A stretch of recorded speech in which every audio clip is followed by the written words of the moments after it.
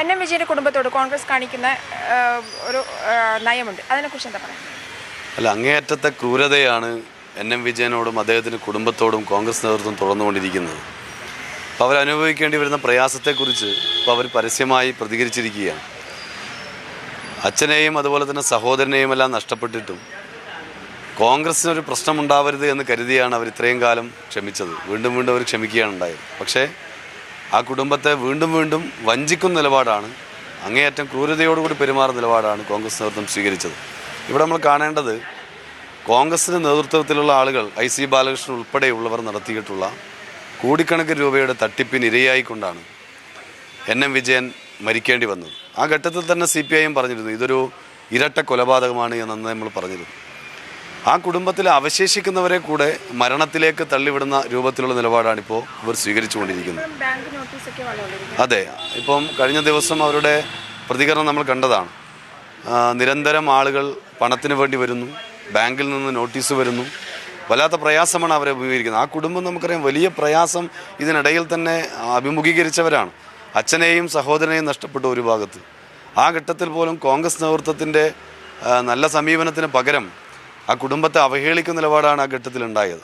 കോടതിയിൽ പോലും ഏറ്റവും വലിയ കള്ളനായി ചിത്രീകരിച്ചുകൊണ്ടാണ് എൻ.എം. വിജയനെ സംബന്ധിച്ച് കോൺഗ്രസ് നേതൃത്വം കോടതിയിൽ ആ നിലയിലാണ് വാദിക്കുന്ന നിലയുണ്ടായത്. അങ്ങനെ പലതരത്തിലുള്ള പ്രയാസങ്ങൾ അഭിമുഖീകരിക്കേണ്ടി വന്നൊരു കുടുംബമാണ്. ഇപ്പോഴിതാ ഇത്രയും മാസങ്ങൾക്ക് മുമ്പ് ഈ കടങ്ങളെല്ലാം വീട്ടുന്നതിന് ആവശ്യമായ നിലപാട് സ്വീകരിക്കുമെന്ന് പറഞ്ഞ് വഞ്ചിക്കുന്ന നിലപാടും എടുത്തിരിക്കുന്നു. ഇപ്പോഴും ആ കുടുംബത്തിലേക്ക് ആളുകൾ പണത്തിന് വേണ്ടി വരുന്നു, വല്ലാത്ത പ്രയാസം അവർ അഭിമുഖീകരിക്കുകയാണ്. അതിൻ്റെ ഭാഗമായിട്ടാണ് അവർക്ക് പരസ്യമായിട്ട് ഇപ്പോൾ പ്രതികരിക്കേണ്ടി വന്നത്. നിങ്ങൾ നോക്കൂ, കോൺഗ്രസിൻ്റെ സംസ്ഥാന നേതൃത്വത്തിലുള്ള വിശ്വാസം നഷ്ടപ്പെട്ടതിന് ശേഷമാണ് അഖിലേന്ത്യാ നേതൃത്വത്തിൻ്റെ ഭാഗമായ പ്രിയങ്ക ഗാന്ധിയെ കാണാൻ വേണ്ടി അവർ ശ്രമിച്ചത്. എന്നാൽ എൻ.എം.